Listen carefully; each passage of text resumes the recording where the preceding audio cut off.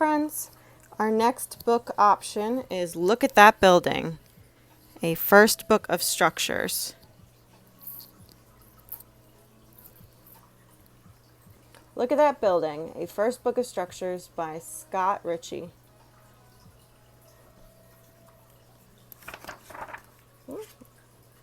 Already on our cover we see 1, 2, 3, 4, 5 friends. It'd be a good chance to make a prediction as to whether or not these 5 friends are in our story and what they're doing. Whoa. Buildings all around us. You've probably noticed that your house has floors, walls, and windows. But did you know it might have a foundation, a frame, and beams too? All of my friends know that because we've worked on houses already for Tinker. Let's go for a walk with our 5 friends to find out about how buildings are put together.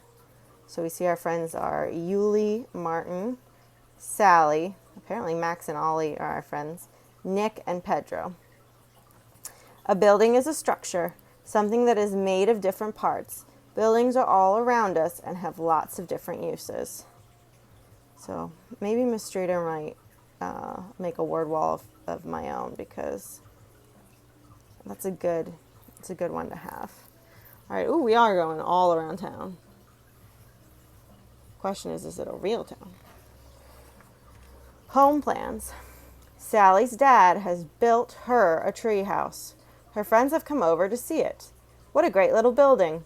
Everybody is having fun except Max. He can't climb up to join them. People build everywhere, on the water, on top of cliffs, in trees, and even underground. That's true. I think we learned some of that from animals. All right. Maybe Max needs his own house. Let's go to the library. We can get a book on how to build a doghouse. And we can look at buildings on the way. Oh, yeah, we see our friend Max here looking up at them. Probably wishing he could be part of the fun. Ollie does not have a problem getting up there as a cat. Firm foundation. Yuli thinks that such a deep hole must have taken a lot of digging. Martin is watching the construction workers pour concrete. This foundation is going to be very strong. A foundation is the lowest part of a building. It keeps the rest of the building stable by anchoring it securely in the ground. The taller a building is, the deeper and larger its foundation has to be. Some skyscrapers' foundations go 4 floors underground. Oh my goodness. Yep. It's got a balance.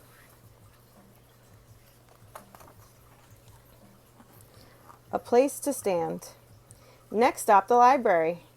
Pedro is making sure the floor is solid enough to hold all these books. A floor is the surface we stand on in a building. Floors are made of very durable material so that they last a long time. Floors can be made from many different materials, including wood, stone, dirt, and concrete.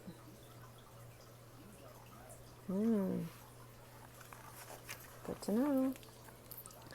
Look up. As they leave the library, Nick notices the beams above his head. They are wide and very long. How many beams can you see? Well, let's see. I see 1 going across, 2, 3, 4. A beam is usually a long, thick piece of wood, stone, or metal. It is very rigid so that it can support floors, ceilings, and other building parts. You can't always see the beams, but most structures have them. The first beams were probably made from tree trunks. That's a cool fact.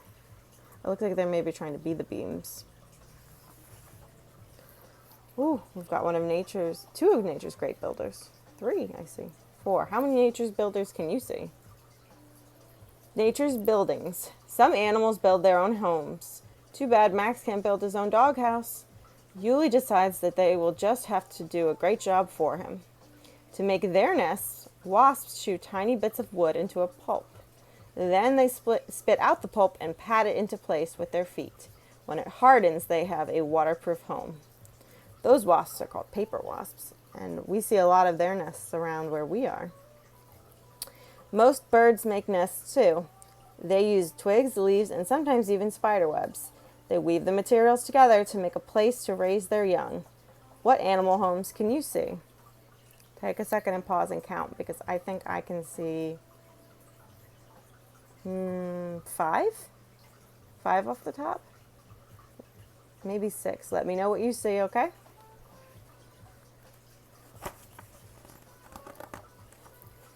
Up the wall. Yuli looks in a window at her school. She reads at the library that walls do more than just hold up the blackboard. Walls do many important things. They divide a building into rooms and keep the outside outside. They also help keep the roof up. Ancient castle walls were made of stone. They could be 6 meters, which is 20 feet thick. If you have a measuring stick or a yardstick, I would challenge you to measure how thick 20 feet is, or 6 meters. It is very, very thick. Like, much thicker even than the play walls over there that people are using. I think Max looks very excited about the house he's going to have. Oh, look at these guys. Frame it. Pedro looks up at the skyscrapers. He can see right through one of them because it is just being built. Pedro is looking at the building's frame. Frames can be made of wood, steel, or concrete. A frame gives the structure shape and support. Other parts, like beams and walls, are built on top of the frame. A frame is sort of like our skeleton. Without it, there'd be nothing holding us up from the inside. That makes a lot of sense, actually. So see, here we have the frame being built.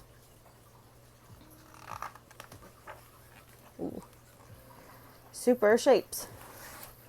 Sally has been to the city hall before. She remembers the dome. Look how big it is. 3 shapes are used in a lot of buildings because they are so strong. An arch is a structure that is curved at the top. The arch shape helps spread the weight around. Remember, friends, when we looked at arches to zigzags, we talked about that. A dome is also curved at the top and helps spread the weight of a structure. It can support a large space with few supports. A triangle is the strongest shape. Lots of weight can be added to a triangle and it won't change its shape. So let's see. In our structure, I see arched windows, and I see an arched doorway. I see a triangle right here being used sort of as a decoration with these columns holding it up. Arched windows again, and then our big, massive dome roof on the top. And if you were inside, you could see all the way up it because, again, like they said, it doesn't need to be held up in the middle. If you were to look at architecture around the world, especially older architecture, you'd see a lot of these shapes in bridges and in homes and in important buildings as well. And I noticed as well that a dome and an arch and a triangle all look really similar. And I think maybe all of them sort of move the weight away from the center. Kind of like if you were to stand on something flat versus stand on something round. Cool columns. The columns of this bus shelter remind Yuli of trees. They remind Nick of the columns on his porch at home. Columns are used to hold up parts of a structure, such as a roof. Because they support so much weight, they have to be made of sturdy materials. Columns are like beams, except one is vertical and the other horizontal. They both provide support. So again, columns are vertical, going up and down, and they hold things up. And then beams are horizontal, going side to side, and they also hold things up, but horizontally. Indoor, outdoor. Sally loves to look through the big window door at the fire station. The door lets light in and lets fire trucks out in a hurry. Most buildings have doors and windows. Doors allow people and pets to come and go. Windows allow light, or sometimes a nice breeze, to come in. Not all doors and windows are in the wall. Sometimes they are in the roof or even in the floor. Whoa. Yeah, when you have a window in your ceiling in your house that lets light in, that's called a skylight. And I think the coolest examples of floors with windows are the ones that will let you look underwater, personally. The ones where you're up high freak me out a little. A roof over our heads. It's raining. Time to find somewhere dry. Martin suggests they go back to the tree fort. Pedro is glad they will have a roof protecting them. A roof is the top covering of a building. It shelters the building from the weather. Some roofs have grass growing on them. They are called green roofs because they help the environment. At the school that Miss Streeter went to, they didn't just have grass on top, they had a whole garden. And they used it not only for the environment, but to grow vegetables for the students.